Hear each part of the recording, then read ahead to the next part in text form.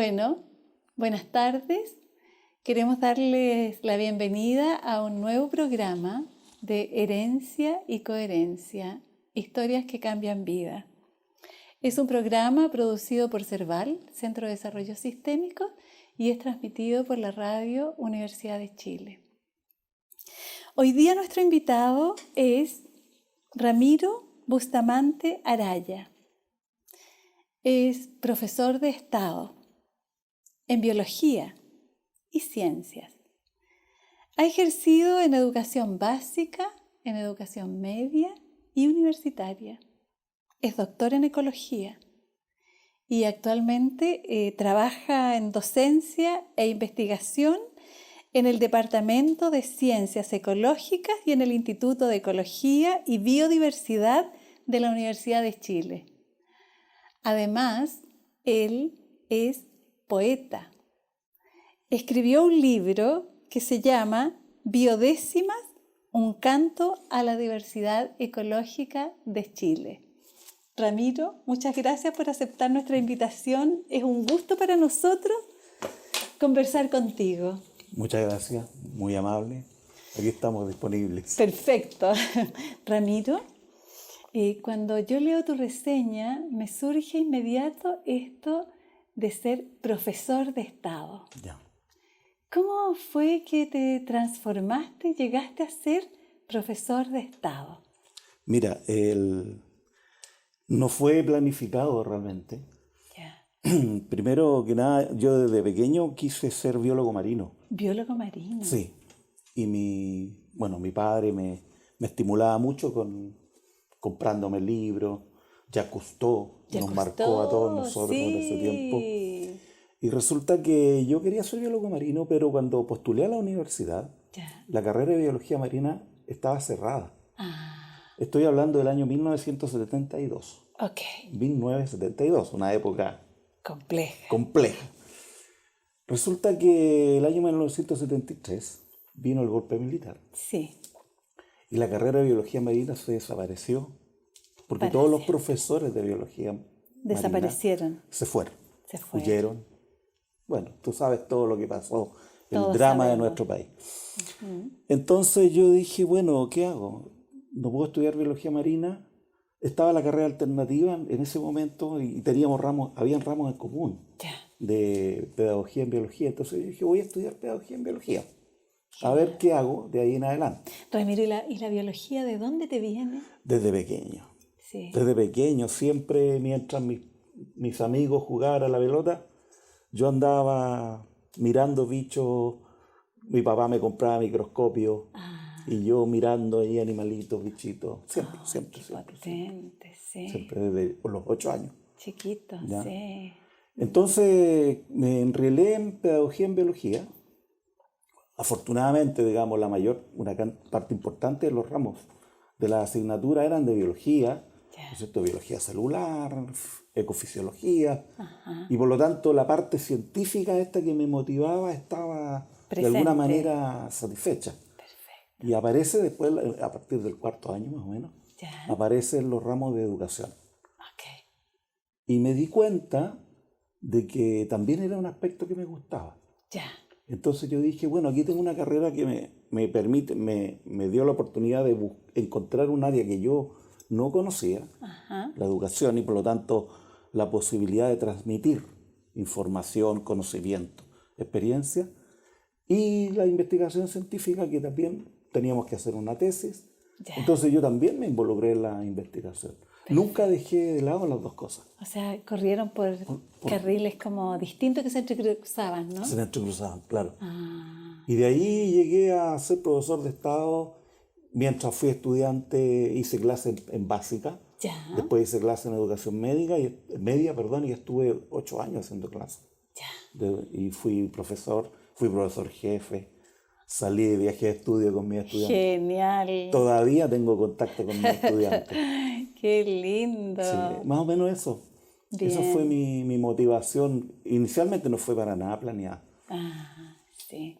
¿Y cómo fue esta experiencia de ser profesor de Estado?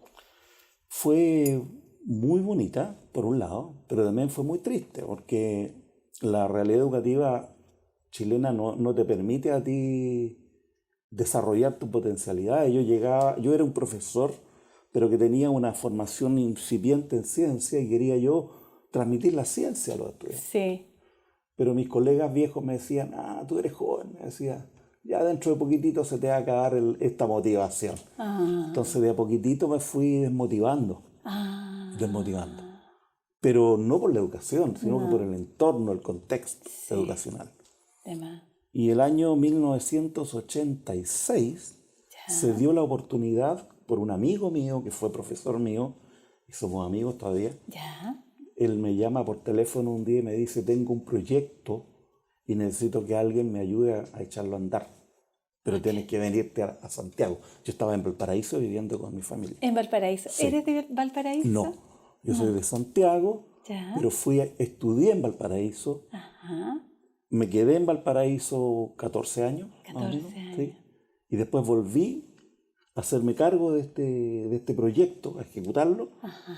Y mi amigo me dijo, bueno, pero ya que estás acá, ¿por qué no te metes al doctorado? Y sacas el doctorado además, pues. Genial. Y con el proyecto hacemos nuestra tesis, me dijo, y podemos aprovechar y matas varios pájaros de un tiro.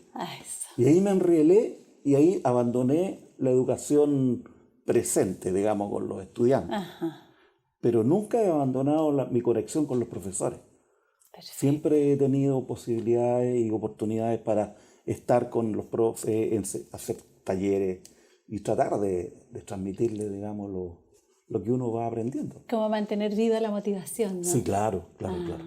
Sí. Y creo que tiene un efecto multiplicador. Sin duda. Porque si, intervengo, digamos, en el perfeccionamiento de los profesores, puede tener un efecto mayor a nivel de los estudiantes. Así es. Esa es más o menos mi historia con la vida. ¿Y tu propia historia de estudiante? ¿Cómo fue tu propia historia de estudiante? Fue terrible en principio. Ya, a ver. Yo entré el año 72 a estudiar pedagogía. Antes de eso, claro. A ver, te quiero preguntar antes de niño. Cuando era niño. Sí. Yo tuve la suerte de ser, o sea, no sé si suerte, pero yo era muy buen alumno. Ya. Siempre fui muy buen alumno. Genial. Ya. Me sacaba los primeros puestos en básica. Después llegué al Instituto Nacional a estudiar en la educación de humanidades. Primera humanidades. Sí. Eso existió hace millones de años. Y me fue bastante bien. Y en el instituto aprendí un montón de cosas, la rigurosidad.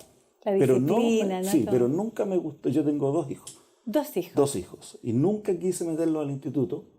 No porque fuera un mal colegio, sino que porque eran puros hombres. Sí. Y eso fue un elemento muy distorsionador en la formación de los cabros en ese tiempo. Yo creo que parte del machismo y todas estas cosas surge de este modelo educativo que separaba a hombres y mujeres.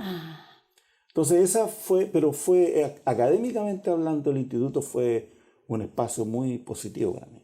De hecho, me acuerdo que tenía un profesor de castellano que se llama Clemente Canales Toro, todavía me recuerdo el nombre, el que nos enseñaba literatura. Sí. Y él nos forzaba a que nos aprendiéramos de memoria las poesías. Genial. Y nosotros teníamos que pararnos frente a recitar las poesías, ¿me entiendes? Entonces fue una experiencia vital muy interesante. ¿Y cómo se articula eso con la poética hoy día? ¿Tú eres poeta? Sí, pero eso tiene que ver con ciencia, fíjate. Oh, ya. Claro, porque cuando tú quieres transmitir un conocimiento complejo, los científicos usan las metáforas.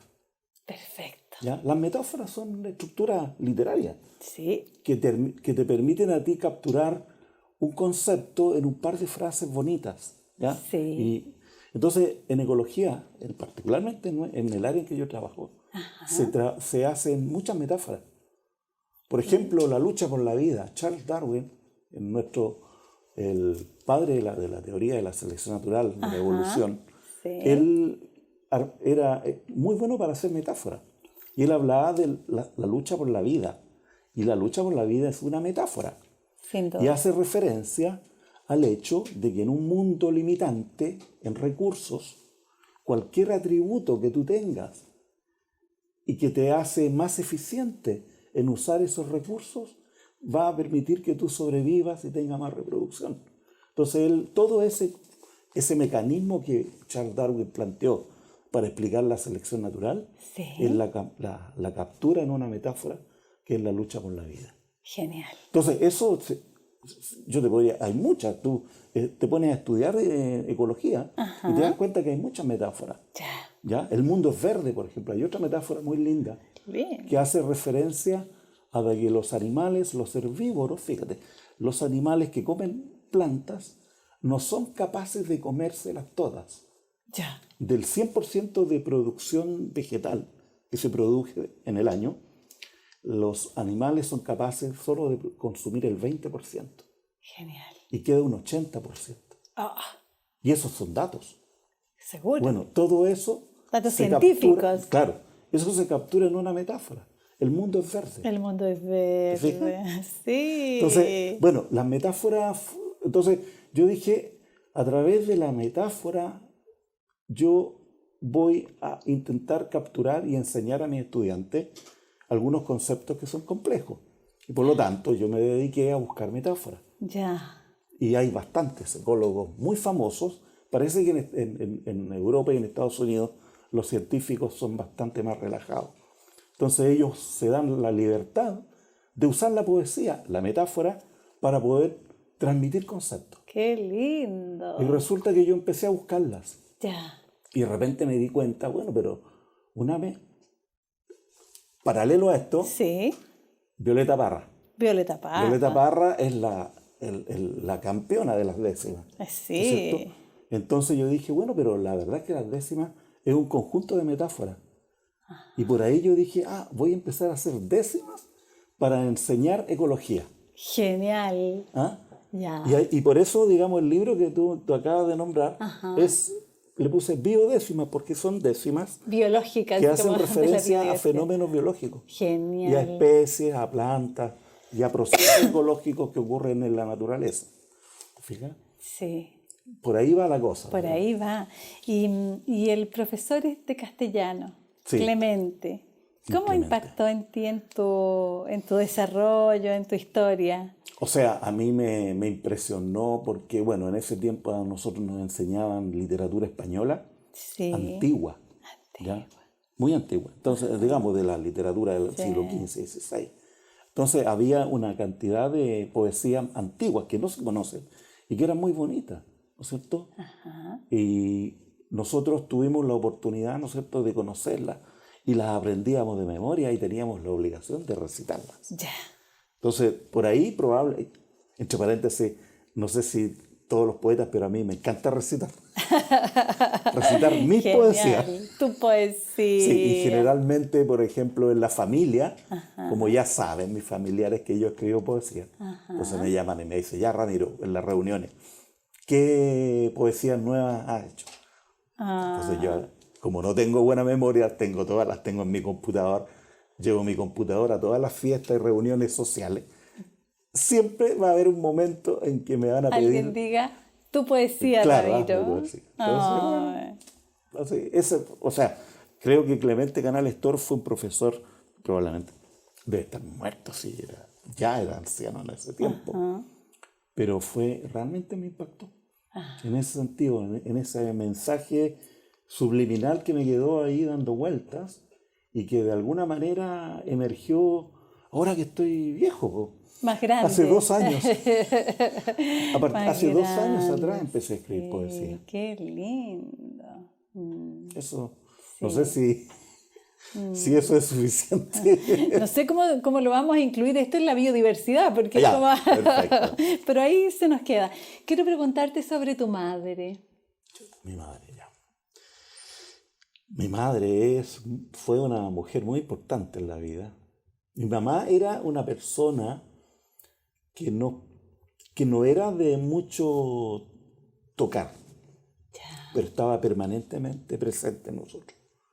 De hecho, mi mamá era tan generosa que ella llevó a primos míos que habían quedado huérfanos. Yo era chico, me acuerdo. Chiquito. Llegaron cuñados míos, tíos míos pequeños, Mi abuelo se casó 2 veces, por lo tanto tengo unas tías que son casi de la edad mía. Okay.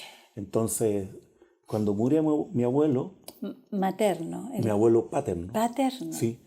Quedan ellos huérfanos, que ya se había muerto su madre. Ya. Y mi mamá los trajo a la casa. Ya. Entonces ella era muy cálida para generar condiciones para el desarrollo. Perfecto. No era tan afectiva, pero se notaba su preocupación permanente. ¿Ya? Yo me acuerdo que éramos pequeños y no nos faltaba nada. Nunca fuimos mi familia nunca fue de mucho dinero, pero yo me recuerdo que nosotros tuvimos una infancia muy feliz. Plena. Muy feliz. ¿Y papá a qué se dedicaba? Mi papá era vendedor viajero. Ya. Entonces era el ausente presente. ¿Eh? Porque cuando llegaba, quedaba, digamos, todos saltábamos felices, ¿no es cierto? Pero en verdad, digamos, los dos fueron muy importantes porque mi papá él nos traía libros. Él compraba enciclopedias, la enciclopedia británica, la enciclopedia Barça, un montón de libros nos traía. Bueno, y ahí había un montón de gente pequeña, mis tíos, estábamos nosotros, estaba yo, mi hermana, y particularmente a mí me llamó mucho la atención esto de los libros. Y yo era el que buscaba, me metía en la enciclopedia británica a mirar y mirando, y por supuesto traía libros de astronomía, de botánica. Mira, mi papá compraba libros y los llevaba a la casa. Genial. Él no los leía. Ya. Pero nos motivó a leer. Yo creo que ahí hay un elemento central, porque por ejemplo, cuando yo le dije a mi papá, cómprame un microscopio, yo estoy hablando, yo tenía 8 años. Que te compren un microscopio en ese tiempo a los 8 años. Era complicado porque no era tan fácil. Así es. No eran baratos. Mi papá me compró el microscopio. Entonces yo andaba mirando agüitas de colores. Qué bonito. Entonces mi papá fue muy importante en el desarrollo científico y mi mamá fue muy importante en la contención emocional. Desgraciadamente murió hace poquito, pero... ¿Tu mamá murió hace poquito? Sí, murió hace 2 años. Hace poco. Sí, pero la tuvimos mucho tiempo. Bien mayor. Sí, claro. Claro. Sí. ¿Y papá?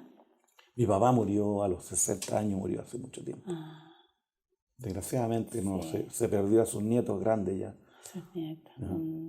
Y probablemente, como hemos mejorado un poco nuestra situación económica, lo habríamos llevado a todas partes. Mi hermano vive en Australia. Mi otro hermano menor, él tiene una situación económica bastante buena. Ya. Él podría haber sacado a mi papá a pasear a todos lados. El viejo habría estado feliz. Feliz, sí. Pero se lo perdió. No pudo nomás. No pudo. ¿Y tú qué número de hijo eres? ¿El número? Soy el mayor. ¿Eres el mayor? El mayor. ¿Mayor de 3? De 4. De 4. De 4. Tengo mi segunda hermana. Ya. Después viene mi hermano, Rodrigo. Rodrigo. Ramiro, yo. Sí. Esther. Rodrigo. Rodrigo. Y Ricardo. Las 3 R. Las 3 R. Entonces mi mamá nos decía, Ramiro, no, Rodrigo, no, Ricardo. Siempre se confundía la vieja. Genial. ¿Y Esther? Mi hermana, ella se llama Esther. Esther. Mi mamá se llama Esther. También como sí. ella. Bueno, con ella tenemos muy buena relación con mi hermana ahora. Bien. Sí, siempre nos juntábamos, conversábamos. Sí. Tenemos ideas muy distintas, sí, pero... Probable. Pero, ¡pum! Bueno, entonces aquí con esto entremos a la biodiversidad. ¿Qué es la biodiversidad, Ramiro? La biodiversidad. ¿Qué es eso? Es un concepto que ha ido permeando de a poco. Es un concepto muy antiguo, pero fue capturado en el año 1900, en la década del 80, por un ecólogo norteamericano que se llama Edward Wilson. Ya. Porque en general uno hablaba de diversidad biológica. Ya. Y él capturó esto en biodiversidad. Perfecto. ¿Y qué es lo que es la biodiversidad? Es algo tan simple como la diversidad y variedad de seres vivos que existen en la Tierra. Ya. Ahora, esta variedad y diversidad de seres vivos que existen en la Tierra, tú la puedes encontrar en muchos niveles. Hay diversidad genética. Dentro de una especie, diferimos genéticamente, nos parecimos en muchas cosas, pero también diferimos. El ejemplo más claro son los porotos. Porotos de distintos colores y distintas texturas. Perfecto. Eso es diversidad genética. Ya. La diversidad de especies es la diversidad que uno observa cuando va caminando por el bosque o por la playa. Mira el peumo, el boldo, mira el zorro, mira el queltehue. Esas son especies. Y ellos constituyen lo que se llama diversidad a nivel de especies. Generalmente eso están incluidos dentro de lo que uno llama un ecosistema o una comunidad biológica. Perfecto. Y después viene la diversidad de ecosistemas. El bosque, el desierto, la playa, los ambientes andinos, los ríos, los lagos. Todos esos son componentes de diversidad biológica, pero a nivel de ecosistemas. Grandes sistemas que incluyen especies y que a su vez incluyen diversidad genética. Se genera como es un constructo muy bonito, conceptual. Distintos niveles, ¿no? Distintos niveles, pero están anidados. Pero están como interrelacionados, ¿no? Porque lo genético está dentro de la especie y las especies están dentro de las comunidades y ecosistemas. Muy sistémico todo. Claro, entonces ese es el concepto de biodiversidad. Ahora, tiene un montón de aristas que no vale la pena conversar ahora, pero los ecólogos, en verdad, lo que estudiamos nosotros es la distribución y la abundancia de la biodiversidad. Perfecto. ¿Dónde está la biodiversidad? Distribución. ¿Y cuántos son? Abundancia. Genial. ¿Te fijas? Diversidad de especies. ¿Cuántas especies hay? ¿Cuántos ecosistemas hay? ¿Dónde se encuentran los desiertos? Los desiertos no se encuentran en cualquier parte del mundo. Están solo en una parte del planeta. Perfecto. La selva tropical también. Hay una distribución y generalmente lo que nosotros estudiamos son los factores que explican esa distribución y abundancia de diversidad. Y eso tiene que ver con fenómenos actuales, ecológicos actuales, el clima, el hombre, que es un elemento fundamental en moldear y modificar los ecosistemas, o la historia, porque también esta diversidad biológica tiene una historia evolutiva y, por ejemplo, eso hace que en ambientes tan similares como hay en América del Sur y en África no hayan leones y en África hay leones. Viven en ambientes tropicales, pero los leones no evolucionaron acá.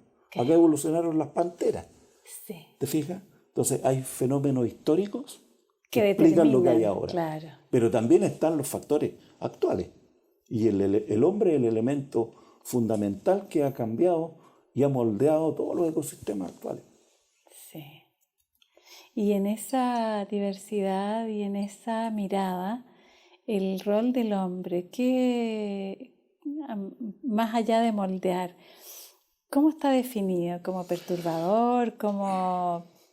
Sí, siempre hay una discusión respecto de si el hombre está fuera o dentro del sistema. ¿En serio? Por supuesto. ¿Ya? Claro, sí. Durante mucho tiempo se pensaba que el hombre estaba fuera. Entonces el hombre, esta idea de que el hombre es el dominador de la naturaleza, es el hombre fuera y la naturaleza acá. Yo la uso a mi gusto, ¿ya? Yo soy la pirámide de la evolución, ¿no es cierto? Soy la última chupada del mate de la evolución, por así decirlo. Y yo miro la diversidad biológica y la uso a mi antojo. Esa mirada, digamos, separada es la que ha causado tanto daño. Sin duda. La verdad es que el hombre forma parte del ecosistema, forma parte de la diversidad biológica. El hombre es producto de una historia evolutiva que empezó en el planeta hace más de 4.000 millones de años. Imagínate. Y por lo tanto, hay mucha gente que le molesta decir que uno es pariente de las bacterias. Yo lo encuentro lo más maravilloso que hay. Que nosotros estemos conectados por una relación de ancestros y descendientes a lo largo de la historia del planeta, de manera que los genes que tienen las bacterias también están en nosotros. Que nosotros tenemos todo eso capturado en nuestra información genética. Además, estamos llenos de bacterias, convivimos con ellas. Y convivimos con las bacterias, y eso es otro tema, porque el famoso microbioma, que nosotros hasta hace poco no lo pensamos también como algo fuera, resulta que nosotros estamos intercambiando genes permanentemente con las bacterias. Permanentemente. ¿Ya? Y eso ha modificado completamente la idea de la medicina actualmente. ¿Ya? Porque realmente los microbios no solamente son negativos, sino que hay microbios que son positivos. Bichitos buenos. Claro. Sí. Y nos generan bienestar. Entonces, Sin duda. si tú generas un antibiótico para matar una especie A, probablemente va a matar otros que te están generando beneficios. Exactamente. Entonces, esta idea de que el hombre estaba fuera de la naturaleza, yo creo que es la causa de los grandes problemas que tenemos. El hombre dominador, esa idea, no sé, occidental, ¿no es cierto? De Occidente, porque en Oriente la idea, el hombre siempre ha estado formado parte de la naturaleza. Del ciclo de vida y muerte, siempre. En cambio, en la civilización occidental, recién ahora nosotros estamos dándonos cuenta que tenemos que incorporarnos al sistema para entender cómo nuestras acciones nos van a afectar a la larga a nosotros también. O sea, el hecho de destruir, ¿no es cierto?, o de exterminar o extinguir especies, al final nos va a afectar a nosotros. Claro, es como si lo extermino a ellos, me extermino a mí mismo, ¿no? Claro. Y la otra idea interesante es que el concepto de biodiversidad hay consenso en los gobiernos desde el año 1982, en el convenio, en una reunión que hubo en Río de Janeiro, en la Convención Internacional para la Biodiversidad, en que todos los países concordaron de que la biodiversidad era algo que había que conservar. Perfecto. ¿Ya? Y que al final, digamos, esta biodiversidad nos permitía a nosotros sobrevivir, porque nosotros nos alimentamos, usamos ropa, respiramos, necesitamos agua, y todo eso son servicios que provee la naturaleza. Sin duda. Y por lo tanto nosotros estamos inmersos en ella. Sí. Y lo que hagamos nosotros con ella nos va a venir de vuelta inevitablemente. Inevitablemente. Es de ida y vuelta. Ida y vuelta, sí. Sí.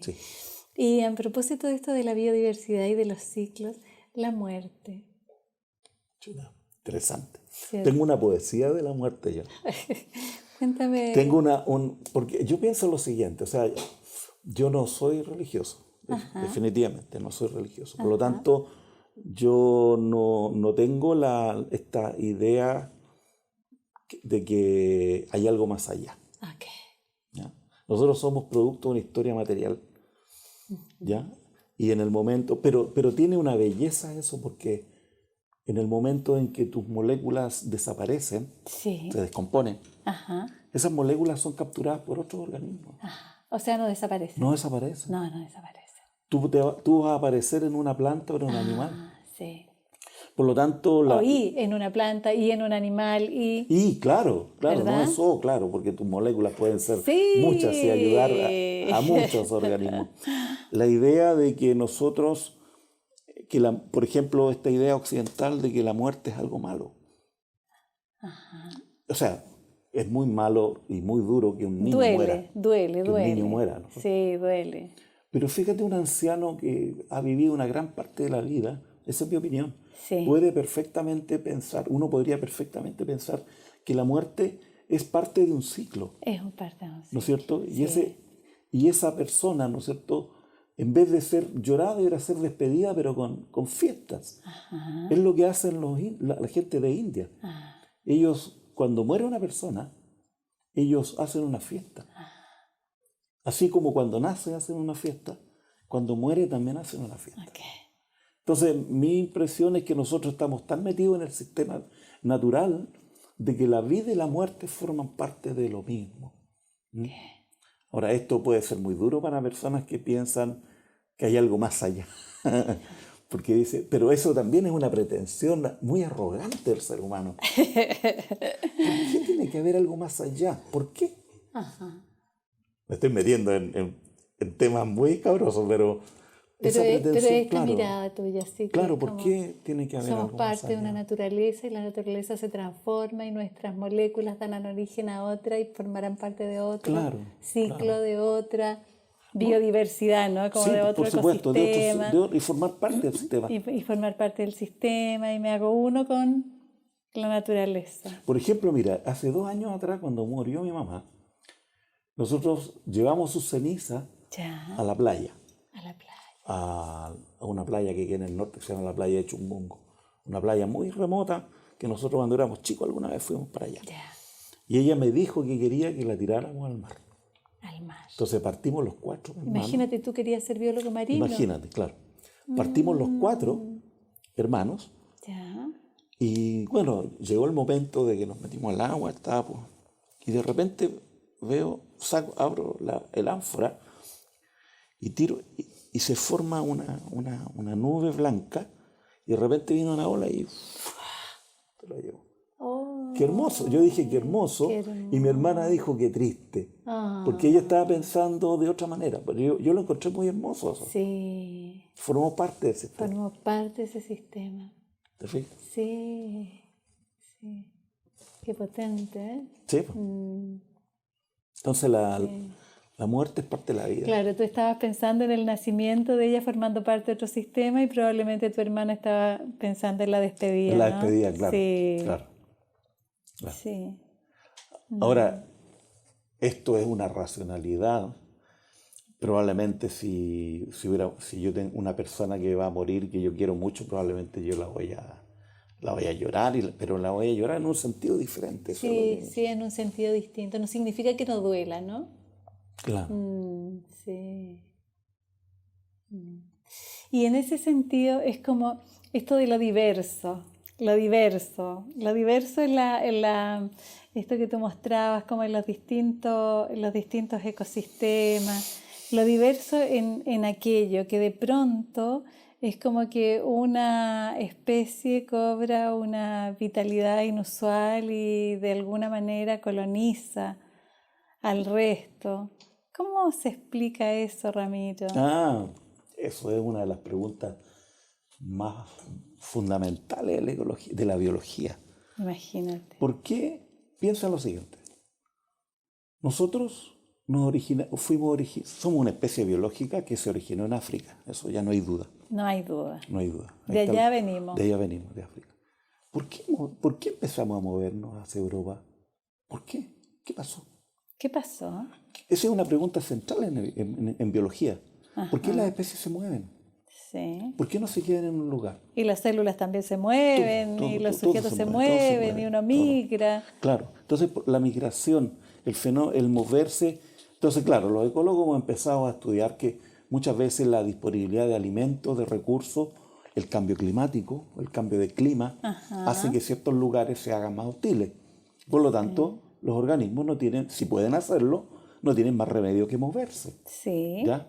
Entonces, es posible de que nosotros estemos impulsados por este deseo de encontrar nuestra zona de confort. Como un instinto de conservación. Claro, nuestra zona de confort. Y es lo que nosotros en ecología llamamos el nicho. Nosotros tenemos nuestro nicho y nosotros andamos buscando ese espacio ecológico que se encuentra en alguna parte, y si desaparece acá, tengo 2 alternativas.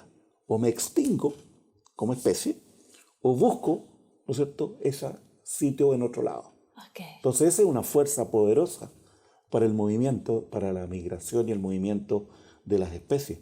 Y que probablemente debe ser el ambiente como cambia, el que va induciendo a que las especies se muevan. Si pueden hacerlo, porque hay otras especies que no pueden hacerlo, o lo pueden hacer de otra manera. Uno no va a ver un árbol moviéndose, pero va a haber una semilla que vuela, o va a haber un polen que va a ser transportado por una abejita o por una mariposa. Perfecto. ¿Te fijas? Con medio de transporte. Claro, esos son los dispersores. Entonces, si los organismos, hay otros organismos que no pueden moverse y sencillamente se extinguen. Sí. Y por lo tanto cambió el clima, y si no puede moverse porque no tiene la capacidad de hacerlo, se extingue. Eso es. Bien. Eso es. ¿Y las malezas? Las malezas, ese es un concepto absolutamente antropocéntrico.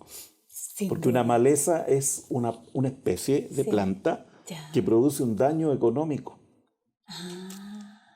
Entonces, una especie es una maleza en la medida que te produce un daño. ¿Económico? Económico, sí, Ya. sí. Es un concepto que viene de la agronomía. Okay. Las malezas, las weeds. Okay. Ahora, las malezas son especies muy interesantes. Sin duda. Porque se mueven por todo el mundo. Ya. Y se mueven por sus propios medios. Ya. O se mueve porque el hombre las transporta sin darse cuenta. Ok. Ya. Entonces, nosotros estamos llenos de especies y eso forma parte de un área que yo estudio que se llama la ecología de las invasiones biológicas. Ya. Las malezas son invasoras, son especies invasoras, que llegaron, probablemente se originaron en algún ambiente. Muchas de las especies malezas que tenemos en Chile vienen de la cuenca del Mediterráneo. ¿Ya? Las gramíneas, todos estos pastos que crecen en distintos lugares, en las plazas, que se cortan porque se ponen feos, esas malezas. ¿Ah? Es un concepto así medio despectivo. medio descalificatorio. Claro. Son como que hay que especies sacarla. que estaban en su ambiente natural, probablemente hace 500 años antes, con la llegada de los españoles, Ajá. o antes de la llegada de los españoles, y cuando los españoles se empiezan a mover, ellos empiezan a llevar especies, ya sea intencional o no intencionalmente. ¿Por qué? Para recordar su ambiente original. Pues muchos de los árboles que nosotros tenemos ornamentales en Chile vienen del hemisferio norte, cuando llegaron los colonizadores con pino y con un montón de plantas, para recordarles su lugar original donde ellos venían. Okay. Entonces, el hombre es el principal vector o transportador de especies. Okay.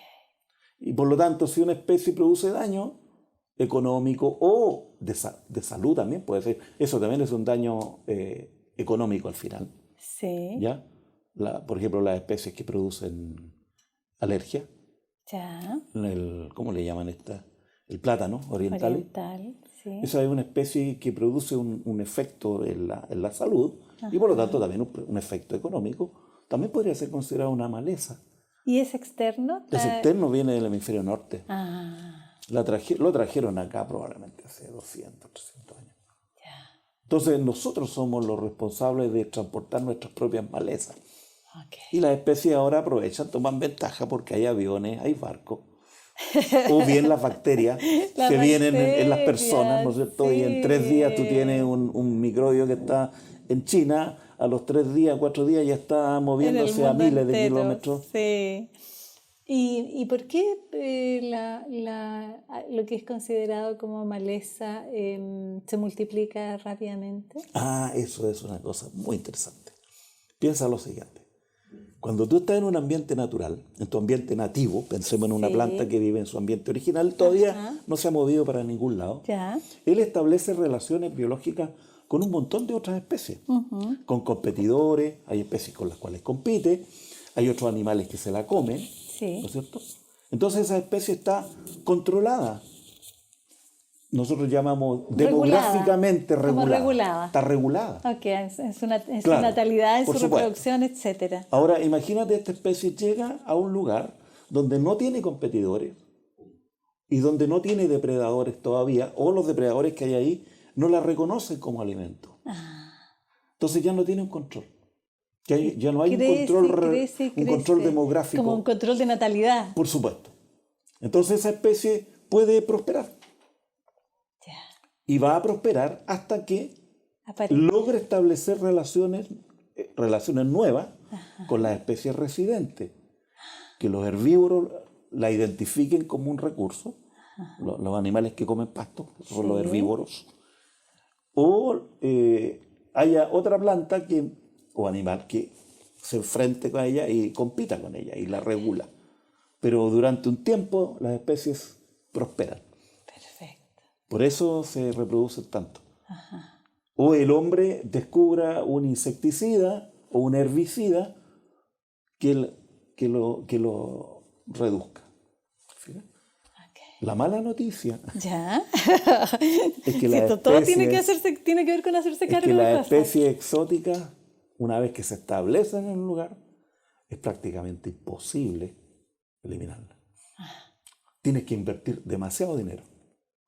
Millones hay ejemplos. Por ejemplo, las cabras en la isla Galápagos. Era muy como folclórico, por así decirlo, que llegaban las personas y veían cabras en la isla, en los cerros. Las cabras nunca existieron allí. Fueron traídas por los colonizadores que llegaron a la isla, digamos, me imagino, hace 200 años. Y las cabras prosperaron, pero se estaban comiendo la isla, porque no tienen depredadores. Entonces hubo una campaña que duró pero bastantes años y que probablemente fueron millones y millones de dólares, en que hubo que matarlas a balazos. Sí. Pero piensa lo siguiente, si no las matabas, porque no había ninguna otra forma, en helicóptero, ¿ya? Si no había esa, si iban a acabar con la isla Galápagos. Sí. ¿No?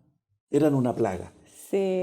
Y en ese momento la plaga había que eliminarla. Ajá. Cuando yo digo esto, hay mucha gente que dice, los animalistas, pero tú eres biólogo. Pero uno tiene que establecer ciertas prioridades. Ajá. Cuando los perros, por ejemplo, los perros ferales, los perros salvajes, que Las se han manadas. ido de las casas, han dejado descendientes en el campo, en el bosque, y empiezan a comerse a los pudúes, porque se transforman en lobo. Sí. A la segunda o tercera generación ya tienes Es un como que animal dejan de ser domesticados. completamente diferente. Sí. Y actuar en manada, y pueden matar a una persona, se la pueden devorar, lo que sea. ¿Qué vas a hacer? Y si a mí me interesa conservar la biodiversidad, ¿qué voy a hacer con esos perros? A mí me encantan los perros. Mi perro en la casa, siempre lo mejor. Pero ¿qué voy a hacer con esas manadas de perros que están acabando con la diversidad biológica, con las especies nativas, que no han tenido una historia de interacción con ese perro y por lo tanto no tienen capacidad de defenderse? Hay que tomar decisiones a veces duras. Durísima. Durísima. ¿Y tú en tu desarrollo y en tu vida, cuáles han sido las decisiones más duras que has tomado, Ramiro? Chuta. Decisiones duras. La verdad es que, mira, yo he tenido una vida más o menos, si uno la mira así, las cosas me han ido fluyendo. Ya. Han ido fluyendo. Okay. Pero mira, me recuerdo cuando yo entré a sacar el doctorado, Ya. el año 87, y el proyecto se acabó el 89. Y a mí me faltaba todavía no terminaba mi tesis. ¿Y en qué era tu tesis de doctorado? Estaba trabajando con una planta que se llama el peumo, con Cryptocaria alba. Ya. El peumo, ¿lo ubicas? El peumo, sí. Estábamos estudiando la dispersión y la depredación de semillas. ¿Ya? Para entender dónde se producía la regeneración, a qué distancia de los árboles se producía la regeneración. Okay. Entonces teníamos experimentos, observaciones, teníamos cosas andando en el terreno, pero en el 89 se me acabó el dinero. Ya. Y no tenía financiamiento. No tenía financiamiento. Entonces ahí tuve que tomar una decisión muy dura. Tomé la decisión de abandonar el doctorado. Imagínate. Y dedicarme a ser visitador médico. Ya. Porque tenía por detrás, tenía mi familia, tenía mis hijos y tenía que ser responsable con mi familia. Ajá. Y me dediqué, tomé la opción de ser visitador médico y tenía posibilidades. Probablemente me habría ido bastante bien. Súper bien, pues, con todo el bagaje. Claro. Pero afortunadamente tuve un amigo mío me dijo, ¿sabes qué? Que yo tengo un proyecto, quiero que... El mismo amigo mío. Tu mismo amigo. Mi angelito. ¡Qué buena! Voy a darte el nombre de mi amigo. Se llama Ítalo Cerey. Ítalo Cerey. Él es profesor de la universidad todavía. Genial. Ha sido me ayudó en ese momento clave.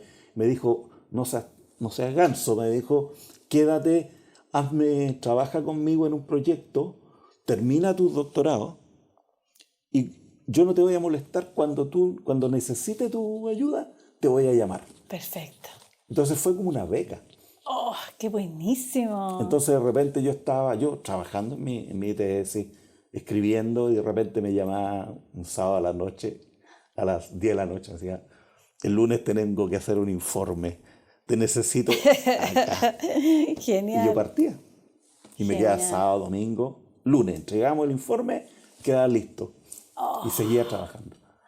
¡Qué potente! Otra vez me dijo, En 2 días más hay que ir a Torre del Paine, a tomar datos a Torre del Paine. Imagínate, qué sacrificio más grande. Entonces partí, pues. Estuve como 8 días, 9 días. Hice los datos, tomé los datos, los analicé, entregué un informe y listo. Me olvidé por un par de meses, 3 meses. Y mientras tanto seguías trabajando claro. en la tesis de doctorado. Claro. Qué potente. Así fue. O sea, difícil encontrar una persona así. Algún muy día me va a escuchar mi colega. Como... No se lo he dicho a él.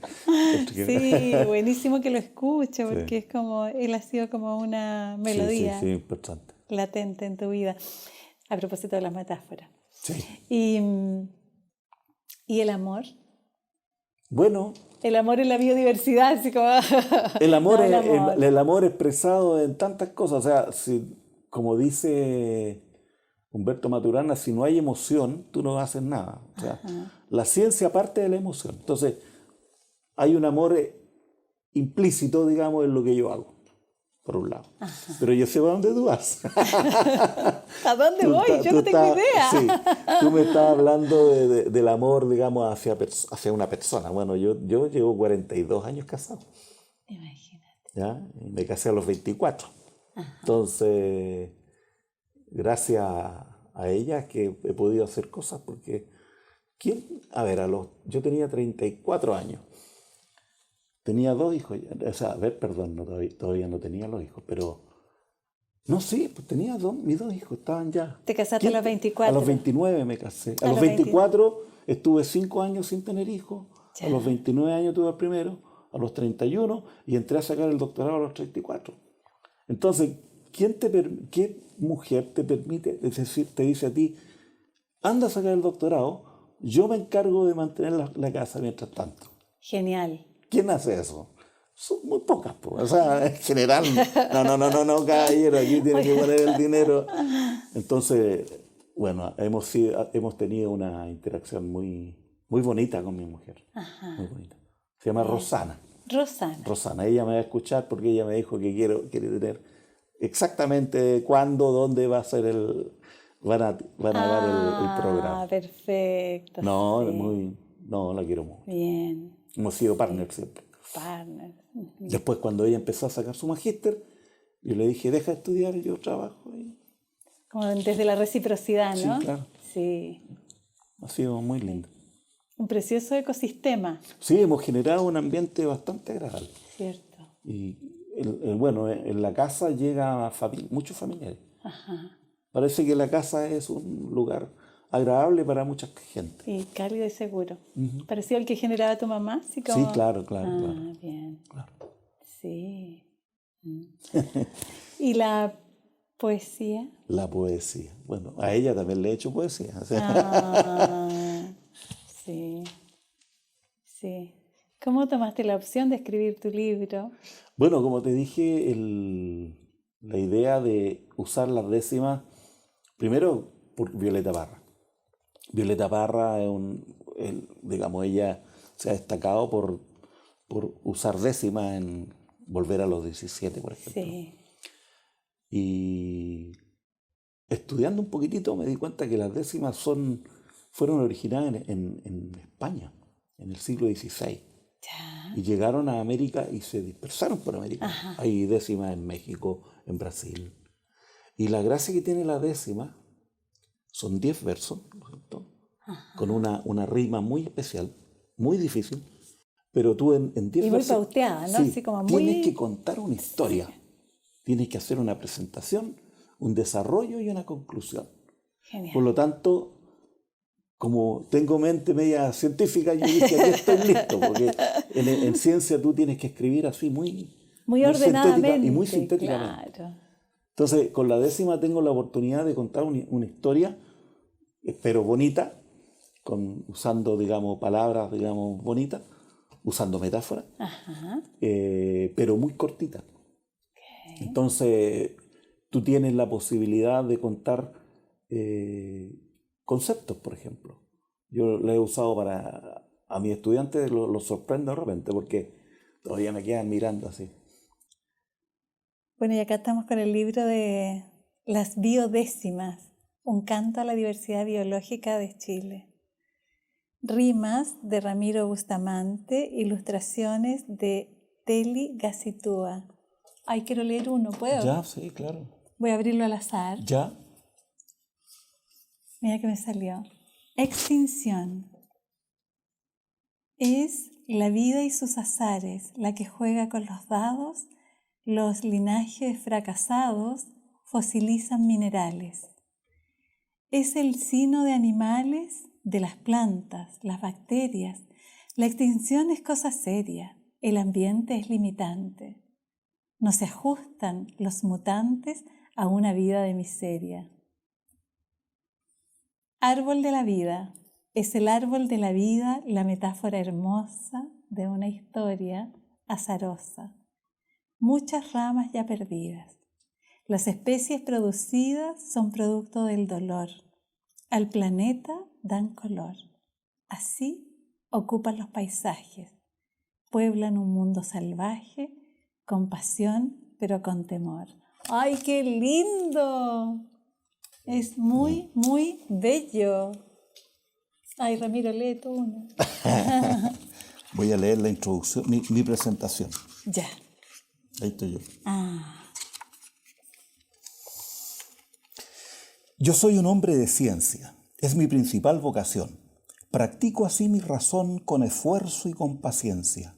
No requiero inteligencia, solo amor por natura, por todas las criaturas que viven en tierra y mar, sea planta o animal, yo percibo su hermosura. Caminando voy silente, voy percibiendo la vida. El agua por todos querida alimenta a los vivientes. Señores aquí presentes, relato yo mi experiencia. Quiero contarles de ciencia, de ideas, seres vivientes, de fenómenos celestes. Agradezco su paciencia. Ramiro, muchas gracias por tu entrevista. Estamos cerrando y me quedo con este río que fluye hasta llegar al mar. Ya. Muchas gracias. Muy amable.